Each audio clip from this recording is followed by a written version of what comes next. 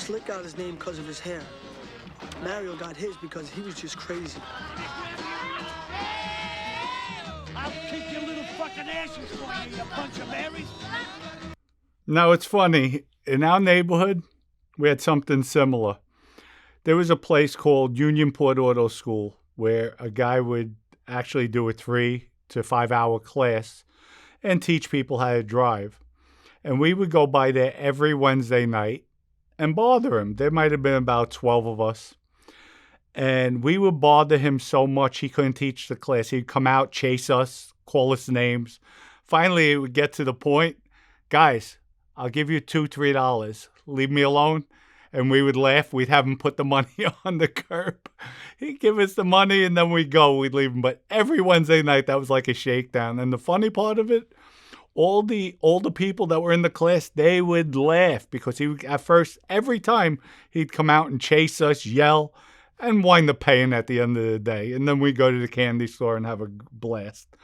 But with this food cart, in my neighborhood, it was a food truck for vegetables. His name was Pete, the vegetable guy.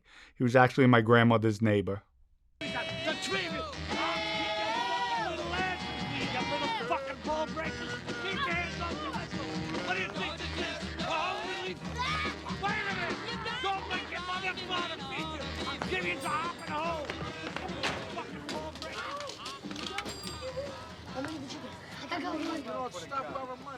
And that's what was nice about growing up in the neighborhood. Even though they knew us, they just let things go. It's harmless fun. Just breaking balls and having a good time as a kid, not even caring. And adults would just wind up laughing, shaking their heads. And those were good times. Those were definitely good times. Oh boy, Coffee Cake's in trouble again. Somebody's gonna get their ass kicked. Guys, check it out.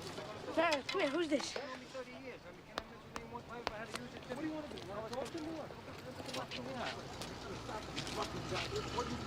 Oh, that's Jimmy Whispers.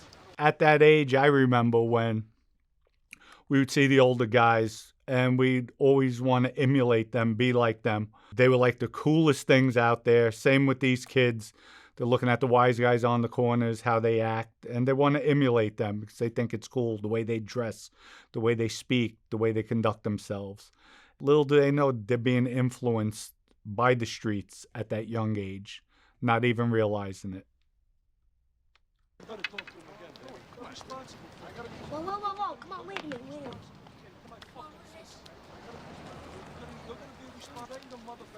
It's Sonny. You do somebody now, bitch. And right there in that scene, Sonny is the guy in that neighborhood, well known. And at that time, there was no cell phones, no gaming devices. So it was more structured as family. Everybody knew one another, communities. And that's what made the neighborhoods tight, made the neighborhoods safe, and made the neighborhoods respected. Oh, shit. These niggas got some balls coming in our neighborhood.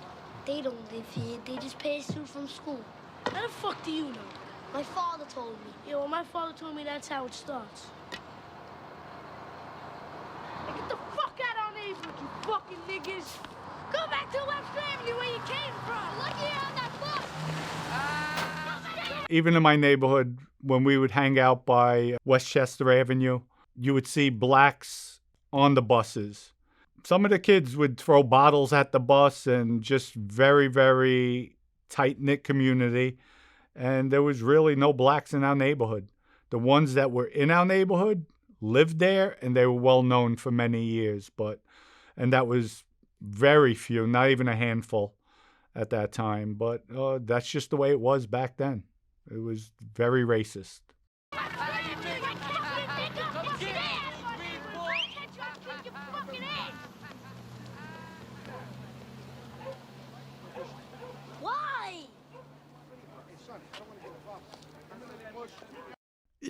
I'm laughing because I remember I lived on the 17th story.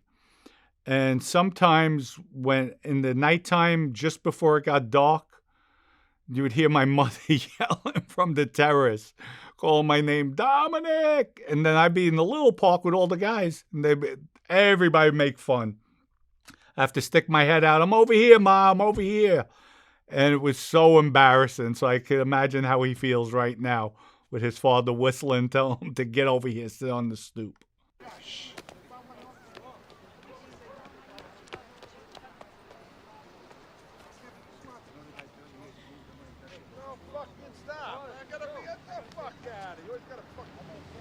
Nobody's cooler than you, Sonny. What the fuck is wrong with you? What you doing? Fuck you, you freehold. Fuck you scumbag. You're a real motherfucker. Bust your fucking head. I'm gonna bust your fucking head.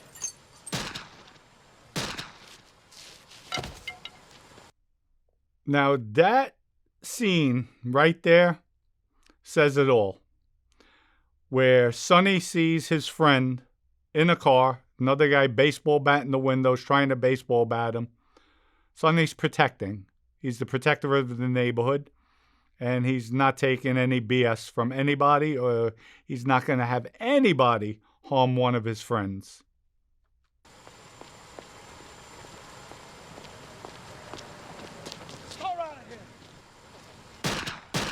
Sonny, give me the gun. Now that's what a true gangster does. After he shot him, the guy went down, walked over, whether the guy was still breathing or he was already dead. He went and put 2 more shots in him. More than likely, the 2 extra bullets that he shot went right into the guy's head.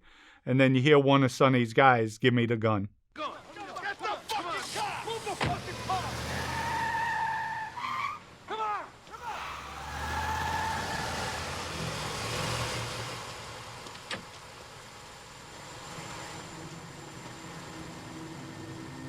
When Sonny looked at me for the first time, I went deaf. I couldn't hear. All I could see was Sonny with the gun in his hand. And that is so true. They clear out the scene real quick with the car. Everybody then disappears. They go into different directions.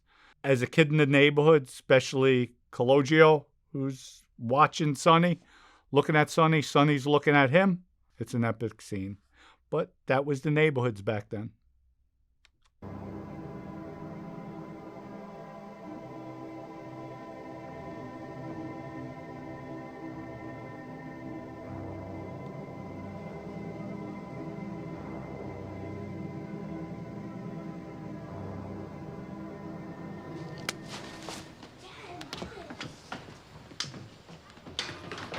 What happened? Is he all right? Dad, it was just a parking space. You don't Is he understand. all right? Baby, are you okay? He's all right. Let's go inside. What happened? I'm okay, Mom. I'm okay. Oh my God. Like I said before, everybody disappears. They leave the scene because nobody's going to talk to the cops. They don't want to be part of it. They don't want to be involved. Whether they saw something, they didn't see anything. And that's the way it is. That's what you call a neighborhood. God, I got so scared. I'm okay, Mom. You don't understand, Dad. You're fighting over a parking space. Over a parking Over space? a parking space, Daddy. Why? It wasn't over a parking space. They just met at the wrong time in their lives. Now, see, that's what the kid thought it was, over a parking space. But Lorenzo, his father, knew better. And he just said they met at the wrong time. So he knew it was more than just a parking space. But the kid's naive, he's young. Like any kid would think it's because of a parking space, which it wasn't. It was more entailed. What kind of answer is that? He could have got Just killed. leave it alone. Let's mind our own business. He's okay. That's the main thing. I can't believe somebody would do this. Who is it? Police, is this the Anello residence? Yeah, can I help you? Look, we're detectives. We'd like to ask you some questions. About what? Just open the door. Now Lorenzo's there. He's shocked that the cops are there that quick, and he's wondering. What's going through his head is like, oh my God, I didn't have time to talk to my son. How you doing? Okay, good. I'm Detective Belsick. This is my partner, Detective Bella. Hello, son. How you doing, ma'am? I'd like to ask your son a few questions. About what? There was a shooting in front of the building a little while ago, and we believe your son was there. Really? Well, he don't know nothing about that. Well, we feel he does. There were people who saw him. Well, they're wrong. He don't know nothing. Listen, Mr. Nello, we could do things the nice way, or we could do things the hard way, all right? We can go down to I don't headquarters care what and way do you this. do it. He don't know nothing. Daddy, And that's an Italian family. Fathers, parents, even my grandparents would stick up for me no matter what. If they saw me with a gun in my hand and the gun was smoking, they saw me shoot. Not my grandson. That wasn't my grandson. That's an Italian family. That's a close-knit family. And that's the way it was back in the day. I know everything.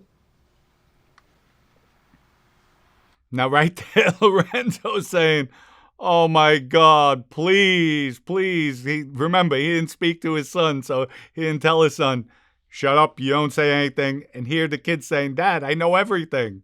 So Lorenzo's saying, oh, my God, this kid's going to get us killed. Son, listen, here's what I'd like you to do for us. I'd like you to take a walk downstairs with us and your father. We have some people down there. All I want you to do is pick out the person you saw with the gun in his hand. I gotta laugh seeing Robert De Niro put his hand across his face. He's like, oh my God, what's this kid gonna do? What's he gonna say?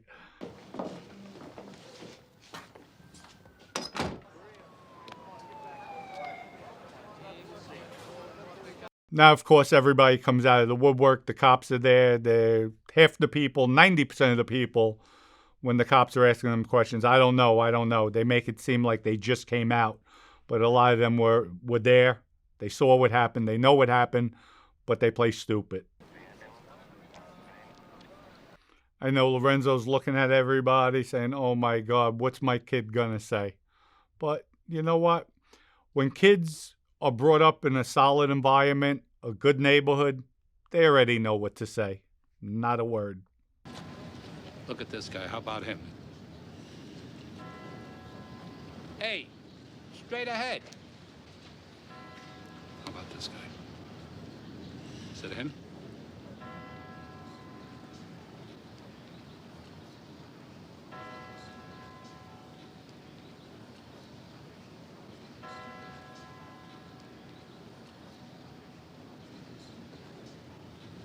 Give me an answer.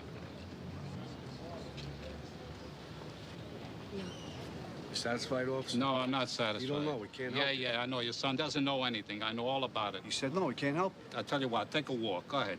Go ahead. Take. The cop knows. He knows, but that's an Italian neighborhood, especially back in the day. Nobody knows anything. We fooled him, Dad. We really fooled him. Yeah, we fooled him. I didn't rat, Dad. I didn't rat. No, you didn't rat. I did a good thing, right? Yeah, you did a good thing. You did a good thing for a bad man. See, that's Lorenzo, because Lorenzo's a hardworking, he's a bus driver, legitimate guy. So he says, yes, you did a good thing for a bad man. But the kid knew, he already knew, it was instilled in him at that young age, never to rat, never to tell. I did a good thing for a bad man. I didn't understand that, not at 9 years old. All I knew was a rat was the lowest thing anyone could be in my neighborhood. And that was my neighborhood as well. I was shot when I was 17 years old by a pizzeria, Loretta's. Neighborhood fight, another guy named Blaze pulls out a gun, starts shooting in the crowd. I happened to get hit in the ankle. Went down, everybody scattered. There might have been 150 people there, girls, guys. Neighborhood fight, everybody's there. While I'm laying on the floor, they tie up my leg tight to stop the bleeding. Everybody's yelling, screaming. The girls are crying. And I heard somebody say, I'm going to tell the cops that guy shot him. I'm lying on the floor, I yelled out, nobody say anything. Nobody saw anything, don't say anything. Nobody bet a rat. And that was it. Nobody ratted. And when they took me in the ambulance, they said, who did it? I said, I don't know. I don't know. And I just left it at that. Cops came, I don't know. But I knew who did it. And I was going to get my revenge on that one. That's for sure. Do you understand what I'm saying? No, it's just that I thought I did the right thing. And now I'm not sure I did. You did do the right thing, and when you get older, you'll understand why. Your mother and I love you very, very much. See, Lorenzo's torn in that scene because Lorenzo knows he didn't do the right thing, but in those neighborhoods, that is the right thing, because if he would have said Sonny did it, they're all marked for debt and they would have to leave the neighborhood, or their lives will be definitely on the line. You know, it's hard to explain to a kid at that age, especially when, you know, a rat is the lowest form in those neighborhoods growing up. If Cologio, who they nicknamed C, would have told, more than likely they would have had to kill him before the trial started, or the family. Somebody's going to look to kill him, not to have that one witness take the stand. So that would definitely happen. And they would definitely have used him to testify on a witness stand. Doesn't matter the age. He saw a homicide. He saw somebody get shot. I doubt he would ever made that trial. The Mafia would have definitely got to him before he testified.